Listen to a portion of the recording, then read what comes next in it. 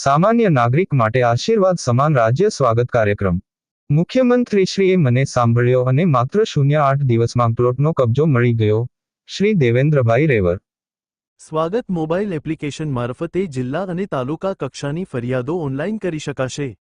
વડાપ્રધાન શ્રી નરેન્દ્રભાઈ મોદીએ ગુજરાતના મુખ્યમંત્રી તરીકેના તેમના કાર્યકાળ દરમિયાન વર્ષ 2003 લોકોની ફરિયાદોના પારદર્શી અને અસરકારક નિવારણ તથા લોકો રાજ્યના વડાને સરળતાથી પ્રશ્નોની રજૂઆત કરી શકે તે હેતુસર ટેકનોલોજીના ઉપયોગથી સ્વાગત કાર્યક્રમ અમલી બનાવ્યો છે.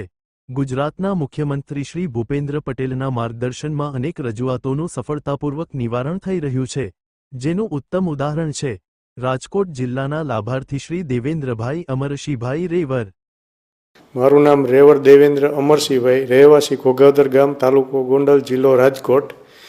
અને મારો પ્રશ્ન જે છે, પ્રધાનમંત્રી આવાસ યોજના અંતર્ગત 100 ચોરસ પ્લોટનો જે તારીખ 3/6/17ની લેન્ડ કમિટી, તાલુકા લેન્ડ કમિટીમાં મંજૂર થયેલો હતો, તે બદલ મને ગ્રામ પંચાયત દ્વારા આજ દિન સુધી કબજો સુપ્રત કરેલ ન હતો.